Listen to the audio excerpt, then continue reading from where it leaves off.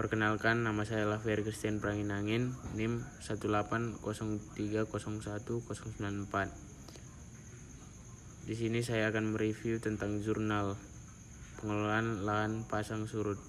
Adapun judul dari jurnal yang saya ingin review adalah Pertanian Lahan Rawa Pasang Surut dan Strategi Pengembangannya dalam Era Otonomi Daerah, yang ditulis oleh Ariza dan Al-Kasuma di Balai Penelitian Pertanian Lahan Rawa, Jalan Kebun Karet, lokasi Tabat, Kota Pos 31 Banjarbaru 707000, Balai Besar Litbang Sumber Daya Lahan Pertanian, Jalan Insinyur Haji Juanda nomor 98 Bogor 16123 dengan ISSN 19070799.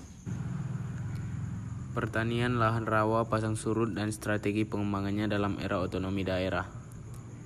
Lahan rawa merupakan kekayaan alam yang dapat dimanfaatkan secara bijak.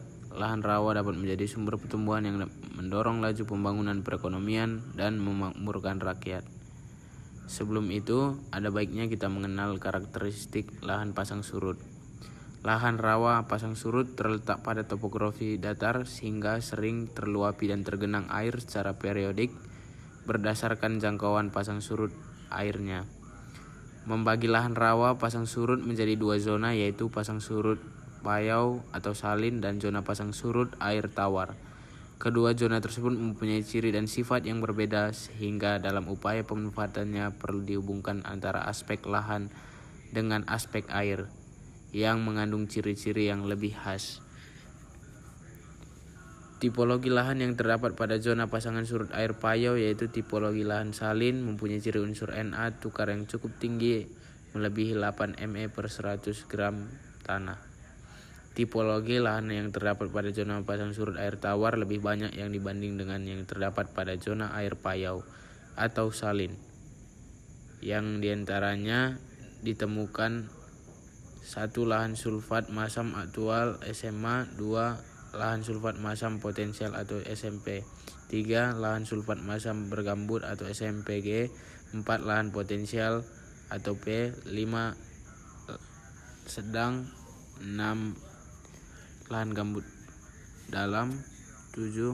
Lahan gambut sangat dalam.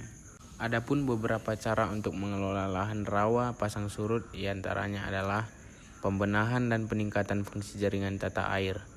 Keberhasilan usaha pertanian di lahan rawa sangat ditentukan oleh keberhasilan penerapan sistem tata air.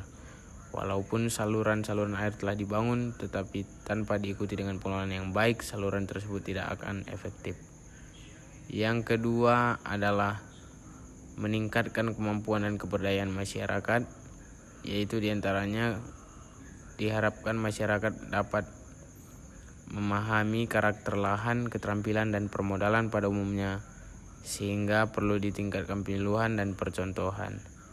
Yang ketiga adalah pengembangan sarana agribisnis, yaitu sebagai wilayah yang diharapkan menjadi sumber pertumbuhan ekonomi, maka kelembagaan penunjang yang telah ada perlu disempurnakan dan ditingkatkan kinerjanya dengan kondisi kelembagaan tersebut di lahan rawa.